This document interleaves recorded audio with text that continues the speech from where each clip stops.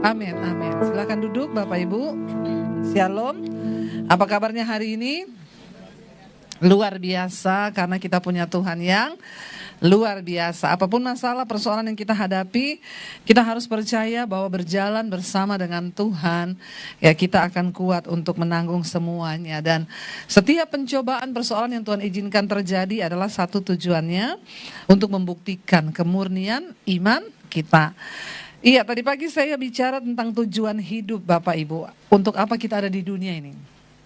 Apakah kita hanya terlahir, lalu besar, lalu sekolah, lalu kerja, lalu tua, lalu mati, lalu dikubur? Apakah hanya sesimpel itu hidup kita? Bapak Ibu pernah nggak merenung? Ya merenungkan gitu, saya ini hidup untuk apa? Ada yang pernah merenung begitu? Ya, yang pernah merenungkan saya ini hidup untuk apa? Tolong angkat tangan. Ya, yang nggak pernah merenung, Anda lagi hidup atau tidak? Bapak Ibu, ya setiap orang yang hidup harusnya berpikir loh, ya buat apa sih kita hidup ini? Untuk apa sih saya ada di dunia ini? Benar nggak? Dulu sebelum saya kenal Tuhan Yesus, saya pernah berkata begini, Tuhan itu kurang kerjaan banget ya ciptakan saya di dunia. Buat apa sih Tuhan ciptakan saya? Cuma untuk saya ini bikin dosa, lalu saya mati, lalu masuk neraka begitu? Ya. Pertanyaan ini mungkin sedang ditanyakan orang-orang yang ada di luar sana. Tapi kita sebagai orang yang percaya kepada Kristus, ya, kenapa kita percaya Tuhan? Kenapa kita percaya Yesus? Supaya hidup ini punya tujuan. Amin, Bapak Ibu. Bapak Ibu, kenapa yang kita lakukan itu harus ada tujuannya? Supaya itu akan mengarahkan kita, amin. Rasul Paulus bilang begini, aku ini bukan petinju yang sembarang memukul. Saudara bayangkan kalau petinju itu sembarang memukul. Capek enggak? Petinju itu kan kalau mukul pakai kekuatan toh. Petinju yang benar toh. Saya beberapa kali sih latihan tinju kemarin. Sama pemain tinju, soalnya saya dipaksa-paksa terus ya, dia dulu petinju Indonesia si Andre itu. Ayo Bu latihan tinju Bu. Saya bilang aduh gak ada olahraga yang lebih ini kah. Ya ayo latihan tinju, saya gak mau akhirnya diantarkan sarung tinju ke rumah. Saya pulang pelayanan, ini apa sarung tinju Bu dari Pak Andre. Aduh kalau sudah diantar gini ya gak enak juga ya. Lalu saya pakailah sarung tinju itu dengan suami, kami berdua latihan di rumah. Ya. Enak juga ya, yuk. Akhirnya kita pergi ke tempatnya dia, latihan di apa tuh? Apa namanya itu? Ring tinju ya, naiklah kita. Di situ saya ternyata kita ini selama ini kan cuma lihat ya, ternyata ada tata caranya saudara main tinju itu, kaki harus begini, ada aturan. Jangan dipikir cuma sembarang meninju. Saya baru mengerti ternyata, makanya Rasul Paulus bilang, aku ini bukan seorang petinju yang sembarang memukul. Kalau kau jadi petinju yang sembarang memukul tanpa tujuan, ya habis tenaga kan. Habis ya kekuatan. Padahal tidak kena di sasaran. Kita hidup kalau tanpa tujuan, saudara capek loh. Saudara yang sudah menikah berapa banyak? Angkat tangan boleh? Yang sudah menikah. Yang masih jomblo. Jangan malu, angkat tangan yang jomblo gak apa-apa. Lebih baik jomblo tapi happy. Daripada buru-buru nikah tapi gak happy ya kan? Ya, jangan buru-buru nikah ya. Kalau ada yang tanya, kapan nikah? Bilang mau nyumbang berapa? Ya, begitu kalau jawab orang sekarang nanya kan, banyak tante-tante julid kan. Suka nanya-nanya tuh, nikah kapan? Nyumbang berapa tante? Ya.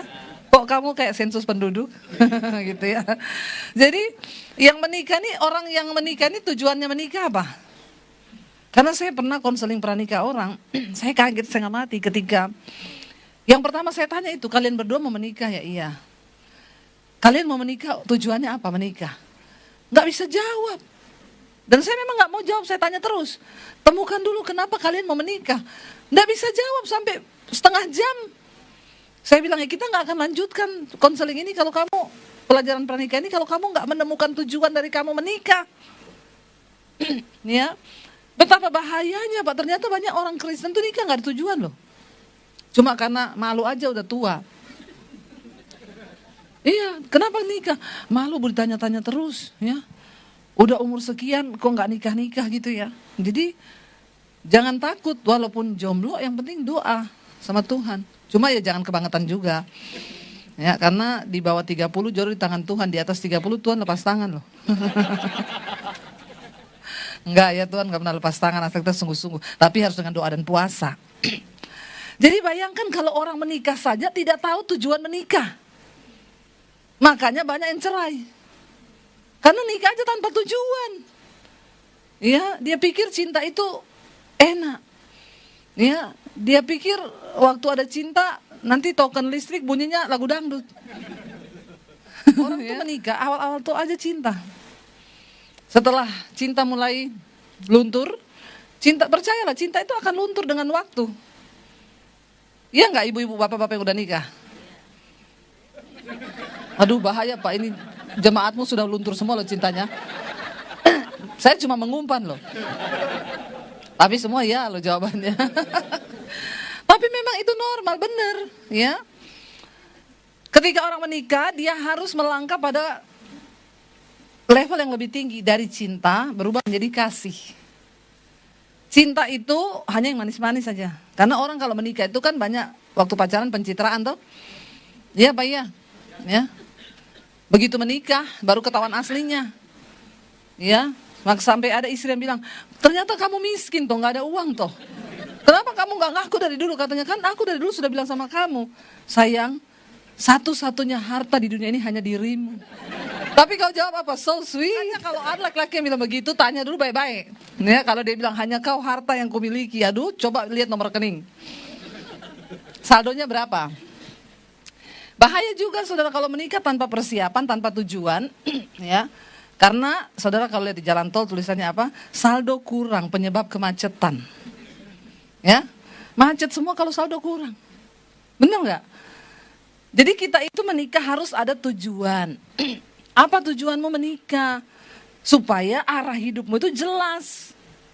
Saya ketika ketemu Tuhan Yesus, saya bilang, "Tuhan, saya enggak mau menikah.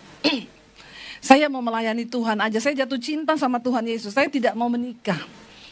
Pokoknya saya mau melayani Tuhan. Karena saya merasa sudah cukup cintanya Tuhan buat saya." Saya mulai berdoa, "Oke Tuhan, kalau saya harus menikah, satu-satunya tujuan saya menikah adalah untuk menggenapi rencana Tuhan di hidup saya. Kalau nanti ada laki-laki yang cuma datang menggagalkan rencana Tuhan atas hidup saya, tolong Tuhan kick out." Harus berani berdoa begitu wanita-wanita, amin. Jadi ya yang datang banyak waktu itu. Tapi saya berdoa, ya. Saya bilang, kirim Tuhan pasangan jodoh yang akan menggenapi, mendorong saya untuk menggenapi rencana Tuhan atas hidup saya. Buat apa kalau kau menikah dapat jodoh yang cuma menggagalkan rencana Tuhan atas hidupmu? Ngapain? Saudara, ketika kita berdoa untuk rencana Tuhan atas hidup kita, ya, Tuhan itu kan punya rencana semua yang terbaik buat kita. Dan kita harus sepakat dengan Tuhan untuk mencapai rencana itu. Karena yang terbaik dalam hidup manusia itu rencana Tuhan.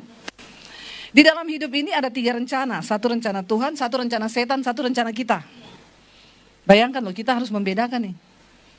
3 rencana nih. Rencana Tuhan sudah pasti yang terbaik. Yang kedua rencana setan, kelihatannya baik. Tapi ujungnya menyeret kamu kepada maut dan kebinasaan. Yang terakhir kemauan rencana kita sendiri. Rencana kita sendiri ini juga ya kadang-kadang terlihat baik di awal. Ya, apalagi kan manusia sama Tuhan itu memang beda tipis. Tuhan Maha tahu, manusia sok. Ya, Tuhan Maha tahu, manusia sok tahu. Nah, kita harus menggenapi rencana Tuhan karena itu yang terbaik. Ya, tapi masalahnya rencana Tuhan itu kita nggak tahu nih ujungnya. Disitulah kita harus menjalaninya dengan iman. Tuhan nggak pernah kasih tahu sama Yusuf begini, "Yusuf, nanti kamu tak kasih mimpi ya. Nanti kalau kamu sudah mimpi, kamu ceritakan mimpi itu sama saudaramu. Nanti tenang aja, memang saudaramu akan membuang kau, akan menjual kau. Nanti kau akan sampai ke Mesir. Tapi kau jadi budak dulu ya Yusuf ya. Setelah kau jadi budak, tenang aja, kau akan difitnah. Nanti kau di penjara. Tapi tenang, di penjara itu nanti aku akan kasih kamu ketemu ya sama kepala minuman raja. Lalu kamu di situ akan ketemu Firaun." Kalau Yusuf dikasih tahu gitu, seneng toh. Yes, dia jalani semuanya. Masalahnya Tuhan tidak pernah kasih tahu. Disitulah kita harus hidup pakai karena iman adalah dasar dari segala sesuatu yang kita harapkan dan bukti dari segala sesuatu yang belum kita lihat. Tuhan nggak pernah ngomong, ya. Yusuf menjalaninya dengan air mata, dengan berat hati. Proses itu tidak enak. Dia tidak berbuat salah, malah dipenjara. Ya, emang enak saudara? Tidak enak. Tapi cuma satu hal iman yang Yusuf percaya, dia hanya harus mengejar rencana apa yang menjadi rencana Tuhan. Ya, ternyata Yusuf diangkat Tuhan, dipersiapkan Tuhan untuk sebuah rencana yang besar. Pada akhirnya Yusuf menyelamatkan bangsa Israel dari kelaparan, satu bangsa loh, supaya tidak punah. Ya, akhirnya ketika terjadi kelaparan di tanah Kanaan, Yakub yang adalah Israel itu harus pergi ke Mesir untuk bisa numpang makan. Dan Yusuf di sana sudah jadi perdana menteri. Tapi kan awalnya Yusuf nggak tahu toh. Dibuang dari keluarga, dihina, difitnah. Ya, dia jalani semuanya dengan sabar, dia mengampuni, dia tulus. Makanya tadi pagi saya bacakan ayat itu, firman Tuhan bilang, ya, Rasul Paulus bilang saudara, ya, Filipi 1 ayat 27, hanya hendaklah hidupmu itu berpadanan dengan Injil Kristus, supaya apabila aku datang, aku melihat, apabila aku tidak datang, aku mendengar bahwa kamu itu berdiri teguh dalam satu roh dan sehati sejiwa berjuang untuk iman yang timbul dari berita Injil. Apa yang akan menguatkan kita menggenapi rencana Tuhan dalam hidup ini? Engkau harus hidup berpadanan dengan Injil Kristus. Kenapa Yusuf berhasil sampai pada tujuan Tuhan atas hidupnya? Karena dia terus berpadanan dengan kehendak Tuhan. Berpadanan dengan firman Tuhan. Apa yang Allah sampaikan itu yang dia percayai. Bisakah Yusuf memberontak? Bisa. Bisa nggak ketika Yusuf ya digoda tante Potifar, lalu dia jatuh? Bapak-bapak atau yang laki-laki di sini kalau digoda, ya, kira-kira Anda lari menjauh atau lari mendekat? Ya, yang lari menjauh angkat tangan. Karena ada istrimu, Pak. Makanya kau angkat tangan. Coba kalau dari istrimu. Ya, yang lari mendekat. Enggak mungkin ngaku. Ya, persoalan kalau ngaku. Bisa nggak Yusuf jatuh? Sangat bisa. Tante Potifar itu istri pejabat. Ya, pasti cantik. Nggak mungkin pejabat tuh pilih istri yang nggak cantik. Ya, apalagi di Mesir. Sudah pernah ke Mesir belum? Ikut saya nanti. Ya, bulan Maret kita ke Mesir. Cewek-cewek Mesir itu yang paling jelek di Mesir, paling cantik di Lampung. Percayalah. Hidungnya mancung, ya, tinggi, putih, ya, itu cewek-cewek Mesir tuh, ya, lihat nanti cewek Mesir tuh, jadi yang paling jelek di sana, paling cantik di Lampung. Sudah kau setuju aja sama saya, ya, mereka udah tinggi, putih, cantik. Apalagi ini istri pejabat, ya, Potifar tuh pejabat di Firaun, ya, dia bisa beli kan, sekarang kan pejabat itu, ya, apalagi orang punya duit kan bisa beli istri kan. Kalau saudara lihat cowok jelek banget tapi ceweknya cantik banget. Fix yang kaya siapa? Yang kaya siapa? Cowoknya kan? Iya. Ya, itu pasti. Jadi saudara, Yusuf sangat bisa jatuh digoda sama tante Potifar. Tapi Yusuf tetap berpadanan dengan firman Allah, dia nggak mau. Dia tahu Alkitab berkata Yusuf seorang yang takut akan Tuhan. Saya khotbah di mahasiswa, saya tanya, kalian tahu nggak kenapa Yusuf itu tidak tertarik sama tante Potifar? Ada mahasiswa jawab gini, karena Yusuf tertarik sama Om Potifar. Kau pikir Yusuf boti? Bertobat kau. Jangan kau memutarbalikkan firman. Ya, bertobat ya. Itu tidak ada di Alkitab. Karena sekarang memang banyak juga sih, banyak sih yang cowok-cowok nggak tertarik sama cewek, ya karena tertariknya sama, iya boti-boti banyak berkeliaran sekarang tulang lunak. Tapi percayalah itu bukan dari Tuhan ya, bertobat kau ya, Jangan sampai ada cowok senang sama cowok. Ya saya selalu bilang gini loh. Binatang itu enggak punya akal budi loh. Tapi saudara pernah lihat nggak? Kucing jantan kawin sama kucing jantan. Pernah saudara lihat anjing jantan kawin anjing jantan? Itu yang enggak punya akal budi. Dia tahu kodratnya. Jantan itu kawin sama betina. Kalau ada orang, laki-laki suka sama laki-laki, lebih bejat dari kucing. Ya, itu kau namanya laki-laki kucing garong. Ya, jadi hati-hati saudara. Mencapai kehendak Tuhan dalam hidup kita, mencapai rencana Tuhan dalam hidup kita itu tidak mudah. Tapi percayalah, engkau akan sampai pada tujuan Tuhan asal kau tetap berpegang pada kebenaran, pada firman Tuhan. Sekalipun berat, kau akan sampai pada titik itu. Semua persoalan yang diizinkan Tuhan itu untuk membuktikan kemurnian iman kita kepada Tuhan. Ya, apakah setelah kita mendapatkan rencana Tuhan terus hidup kita nih enak? Justru untuk menggenapi rencana Tuhan banyak prosesnya saudara. Ya, maka saya berdoa di sini orang-orang yang belum diproses, yang lagi tidak ada masalah, Tuhan kirim mereka ini proses dan masalah. Ya, karena aku menderita itu baik bagiku, supaya aku belajar ketetapan Tuhan, amin. Orang itu kalau hidupnya terlalu enak saudara, gak ngerti kehendak Tuhan, gak ngerti proses Tuhan. Ya, makanya kemarin ada Bu, doakan Bu, kami lagi diproses Tuhan. Saya puji Tuhan dong ya, lagi diproses Tuhan, puji Tuhan loh. Karena Alkitab bilang Tuhan itu menghajar orang yang dikasihinya. Tuhan menyesat orang yang dianggap anak. Kalau kau masih diproses, disesat Tuhan, berarti kau dianggap anak. Ya, kalau kau nggak pernah menderita, itu yang bahaya saudara. Ya, bahaya itu. Makanya ada suami istri datang, Bu Debbie doakan kami Bu. Puluhan tahun kami usaha itu nggak pernah rugi Bu. Tahun ini rugi. Puji Tuhan. Ya, puluhan tahun nggak pernah rugi. Baru sekarang rugi. Puji Tuhan. Buktinya setelah rugi kau cari saya toh. Kan kalau nggak rugi nggak cari pendeta, nggak cari Tuhan toh. Karena untung terus. Begitu rugi, baru satu kali rugi padahal. Saya bilang itu namanya Tuhan adil Bu. Karena firman Tuhan berkata, ada waktunya untung, ada waktu rugi. Ada waktu mendapat, ada waktu mengikhlaskan yang kita dapat itu pergi.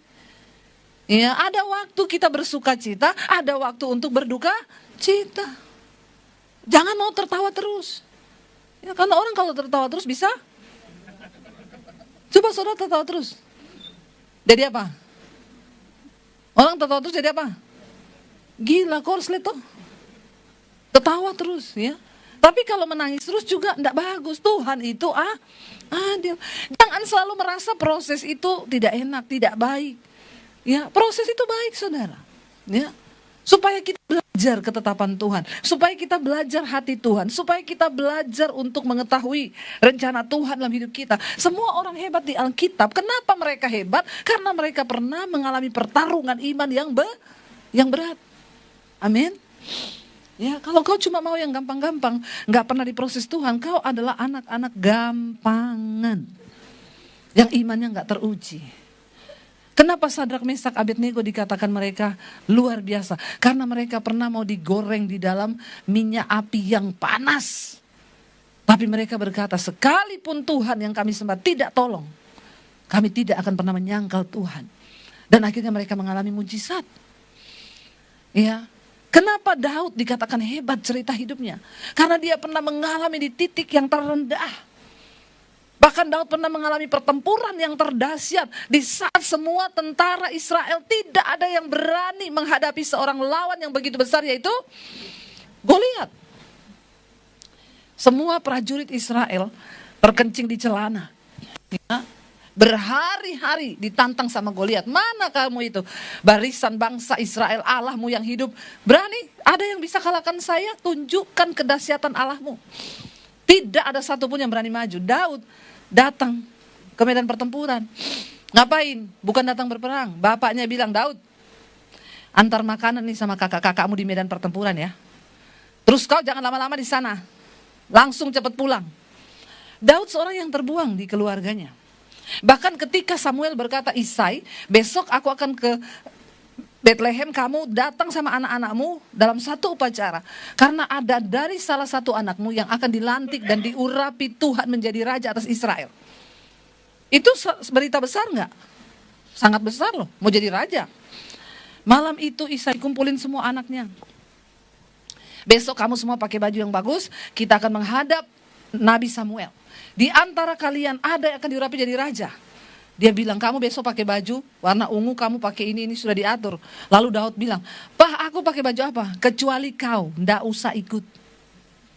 Kenapa? Kau itu nggak ikut wajib militer, kau itu nggak ikut sekolah prajurit.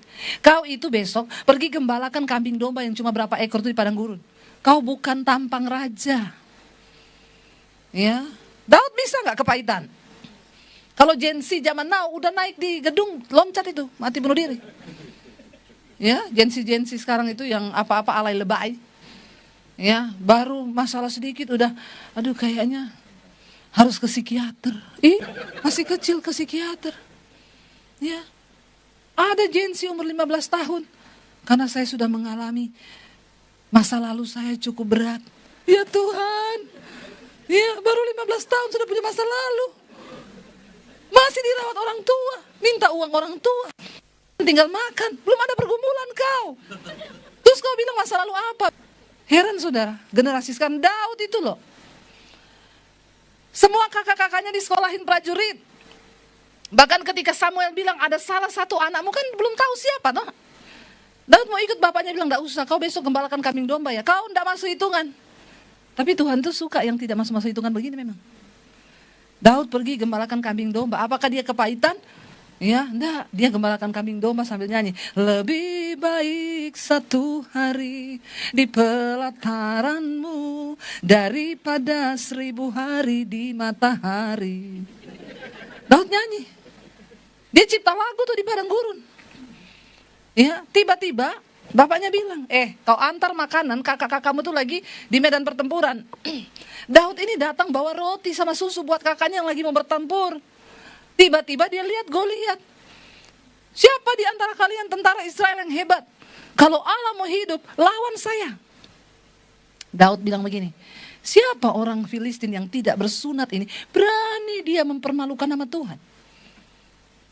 Ya, lalu Daud bergegas dan berkata, aku mau maju melawan dia.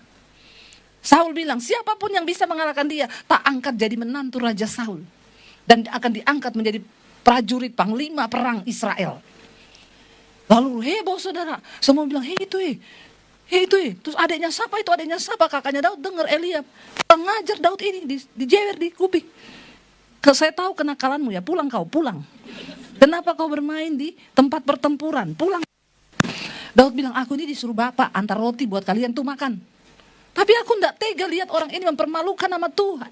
Karena Alkitab berkata, Daud sangat menjunjung tinggi nama Tuhan. Daud maju. Dia nggak pernah latihan perang, dipakein baju perangnya Saul. Ya udah, kamu mau maju? Sudah give up mereka, nggak ada yang bisa maju, nggak ada yang berani maju. Ya udah, masa apa aja deh, untung-untungan deh daripada kita juga jadi bulan-bulanan. Daud mau maju, kata Saul, nih pakai baju perang saya ya. Kau mau bertempur harus pakai baju perang. Waktu Daud pakai itu baju perang yang berat-berat itu, dia kan nggak pernah latihan perang, nggak bisa jalan dia. Aduh ini besi, aduh ya, puyeng saudara, pusing dia. Artinya apa saudara? Orang dunia punya standar kesuksesan dengan cara-cara dunia. Tapi bagi orang yang mengandalkan dan menghormati Tuhan, Tuhan punya jalan sendiri yang seringkali tidak masuk logika orang-orang dunia. Amin. Akhirnya Daud tanggalkan baju perang itu, dia maju cuma bawa katapel, dia bilang begini.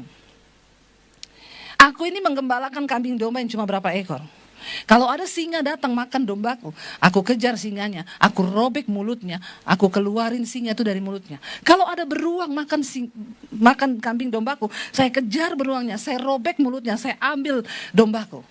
Allah yang menyertai aku melawan singa dan beruang itu. Allah yang sama akan menyertai aku melawan orang Filistin yang tidak bersunat ini.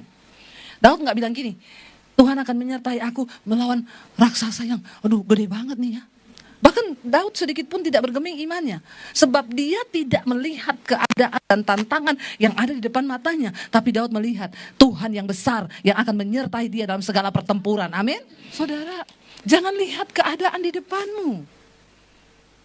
Karena Tuhan lakukan segala perkara yang jauh di luar akal logika kita. Ketika saya dibuang dari keluarga saya karena terima Yesus, papi saya bilang, jangan bawa ijazah. Saya mau lihat Yesus kasih makan kamu pakai apa. Saya mau lihat masa depanmu jadi apa. Jadi YouTuber, gak perlu ijazah. Tuh, iya gak? Lu saudara tanya sekarang anak muda itu kalau ditanya, cita-citamu jadi apa? Ya toh, ijazahnya sudah S1, S2, S1, S2, 3, S2, 4 sama kayak Samsung. Tapi kalau gak dapat perkenanan Tuhan, gak bisa. Ada cara-cara Tuhan yang supranatural untuk mengangkat hidup orang-orang yang takut akan Tuhan. Amin. Dan Daud sama sekali tidak menyadari bahwa hari itu adalah hari promosi Tuhan bagi hidupnya. Dia nggak cari itu, saudara. Daud tidak mencari kemenangan untuk dipuji orang. Daud cuma melakukan bagiannya. Dari hati yang menghormati Tuhan, dia nggak rela nama Tuhan dihujat. Ya. Dan Allah yang melihat hati itu. Cuma dengan batu. Benar gak? Ya, kakak-kakaknya tuh latihan berhari-hari itu. Ya. Tapi cuma dengan batu. Demikian ketika Daud itu, bapaknya gak boleh ikut ketemu Nabi Samuel. Kamu besok mengembalakan kami. Nggak mungkin lu itu diangkat, diurapi jadi raja tuh nggak mungkin. Lu nggak ada tampang raja. Ketika Samuel datang, kakak Daud Eliab keluar duluan, tinggi, gede, ya, ganteng. Langsung Samuel bilang, pasti berdiri di hadapanku orang yang akan diurapi Tuhan menjadi raja. Lalu Tuhan berfirman kepada Samuel, manusia melihat apa yang di depan mata, tapi aku Tuhan melihat hati. Kata Tuhan, aku telah menolak dia. Itu lagi, Tuhan bilang bukan. Lewat dua, bukan. Sampai semua lewat, gak ada satupun yang dipilih. Lalu Samuel tanya sama Isai, sudah ini semua anak-anakmu kah? Isai bilang, ada satu. Tapi itu gak masuk hitungan. Ya itu ndak usah kamu tanya. Dia lagi menggembalakan kambing domba. Dan akhirnya saudara, Daud yang gak diperhitungkan. Samuel bilang apa? Panggil anakmu yang satu itu. Karena kita tidak akan memulai acara ini sebelum dia datang. Waktu kau hidup berkenan sama Tuhan, Tuhan akan cari dimanapun kau berada, saudara. Tuhan yang suruh cari. Tuhan yang akan promosikan. Walau orang tutup jalan. Secara manusia yang tutup jalannya Daud siapa? Bapaknya sendiri. Seringkali bahkan orang-orang terdekatmu akan dipakai Tuhan. Ya, untuk tutup jalan. Makanya kita bisa nyanyi. Dia buat jalan tapi kau tutup jalan. Nggak apa-apa. Nggak apa-apa. Jalani aja. Ya, 1000 pintu ditutup orang, Tuhan sanggup buka pintu yang tidak terlihat oleh mata manusia. Ya, Isai berusaha mencegah Daud untuk nggak hadir di acara itu. Tapi Tuhan suruh Nabi Samuel, suruh panggil anak satu itu. Dan akhirnya Samuel bilang, panggil anakmu yang satu itu. Kita nggak akan mulai acara ini sebelum dia datang. Daud datang, tidak dicerita dia pulang mandi dulu nggak? Ya, karena terburu-buru, mungkin kumel, ya kotor. Bahkan bapaknya malu lihat di anaknya. Kenapa juga dia dipanggil? Tapi waktu Samuel lihat Daud, Tuhan bilang, berdiri, ambil tabung minyakmu, tandukmu, tuangkan di atas kepalanya. Karena berdiri di hadapanmu orang yang aku pilih menjadi raja atas Israel. Tuhan gak lihat kepintarannya, Tuhan gak lihat dia itu ikut wajib militer atau tidak. Tapi Tuhan melihat hati. Bagaimana engkau bisa menjalani hidup mencapai tujuan Tuhan dalam hidupmu? Ya, jaga hatimu. Hati ini harus bersih, harus kudus. Karena semua dimulai dari hati. Kalau hatimu bersih, saudara, engkau bisa mencapai tujuan Tuhan. Isi hatimu dengan firman Tuhan. Hidup berpadanan dengan firman Tuhan. Hati ini sumber segala sesuatu. Dan akhirnya Daud diurapi menjadi raja. Promosinya ketika Goliat menantang bangsa Israel. Daud mengalahkan cuma dengan satu batu kecil. Goliat jatuh, mati saat itu juga. Apakah setelah Daud menggenapi rencana Tuhan itu selesai prosesnya? Belum. Daud diangkat jadi menantunya Saul, dikawinin sama anaknya, diangkat jadi panglima perang. Tiba-tiba orang memuji-muji Daud, Saul merasa iri hati. Lalu Saul berniat membunuh Daud. Bayangkan mau dibunuh sama Raja Israel nih. Kalau kita jadi Daud mungkin Tuhan, untuk menggenapi rencanamu itu kok susah banget ya.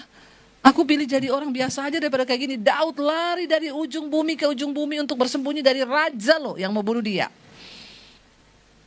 Untuk menggenapi rencana Tuhan itu memang gak mudah. Kenapa? Karena rencana Tuhan bukan rencana murahan. Amin.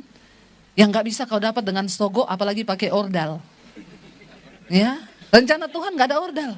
Termasuk pendeta gak bisa jadi ordal. Ya, datang, Pak, Bu, saya ini bawa pacar saya. Terus, Ibu doain tanya Tuhan dong, apakah pacar saya ini dari Tuhan atau bukan? Kau pikir saya dukun? Ya, kau berdoa sendiri, tanya sendiri sama Tuhan. Ya, saya nggak mau gitu-gitu sudah. Nanti kalau saya bilang iya ini dari Tuhan, besok dia berantem cerai, dia bilang gara-gara ibu itu. Saya bilang kau pikir untuk mengetahui rencana Tuhan itu cuma dengan begitu? Kau harus hidup dalam firman Tuhan. Kau harus bergaul dengan Tuhan supaya engkau dikasih kepekaan untuk mengerti jalan dan kehendak Tuhan.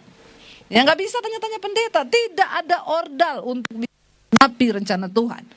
Kita sendiri harus berurusan secara pribadi dengan Tuhan.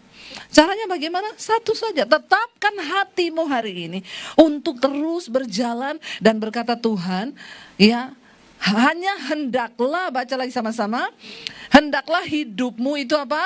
Berpadanan dengan Injil Kristus. Multimedia tolong tayangkan Filipi 1 ayat 27 tadi. Ya, untuk bisa menggenapi rencana Tuhan atas hidup kita.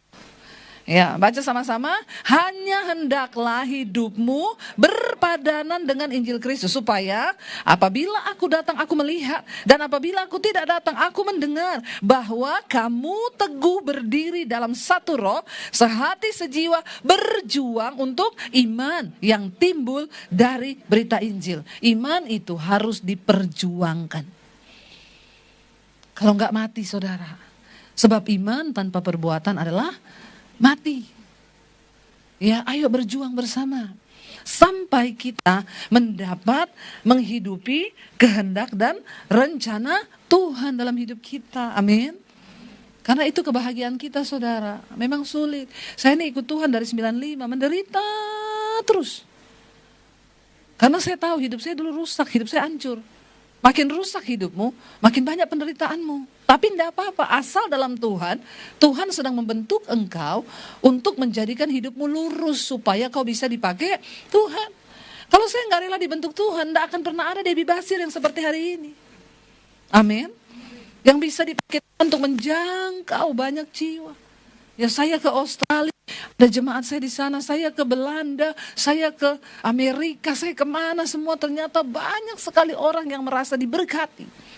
Ya, bahkan sekarang beberapa jemaat tuh, Bu, suami saya bule, tapi sekarang dia nonton khotbah ibu pakai translate Google. Ya, karena mereka sangat diberkati. Siapa yang bisa menyangka itu saudara? Siapa Debbie Basir dulu? Orang yang mau bunuh diri karena merasa hidupnya udah hancur, gak ada harapan. Tapi ketika saya menyerahkan hidup saya pada Tuhan, saya membiarkan rencana Tuhan terjadi atas hidup saya, memang bayar harganya sangat mahal. Tapi gak apa-apa. Saya tahu satu hal, Tuhan sedang mempersiapkan hidup saya untuk bisa memuliakan nama Tuhan. Ya, tadi siang saya cerita tentang, ayo saudara, orang-orang yang namanya tercatat dalam kitab kehidupan adalah mereka yang mau berjalan bersama Tuhan. Sehingga semua kisah hidupmu dicatat Tuhan dalam kisah kitab kehidupan. Tapi orang yang namanya tidak tercatat dalam kitab kehidupan. Kenapa nama orang gak tercatat dalam kitab kehidupan? Karena dia tidak berjalan bersama dengan Tuhan. Namanya saja kitab kehidupan. Yang dicatat kehidupan kita bersama Tuhan. Kalau kau tidak berjalan bersama Tuhan, namamu tidak ada dalam kitab kehidupan. Gak tahu kitab mana yang catat namamu. Coba cek neraka sebelah. Ya, benar saudara. Jangan main-main hari-hari ini. Mari kita berjuang sampai di garis akhir. Sampai iman kita terbukti. Ya, satu saja. Memang kita perlu kekuatan dari Tuhan untuk berjalan bahkan menggenapi semua yang belum terlihat dengan mata. Makanya kita bisa berkata lagu tadi, aku percaya Tuhan, sekalipun aku belum bisa melihat hari ini, tapi imanku percaya padamu. Saya undang para imam musik maju, kita bangkit berdiri bersama saudara.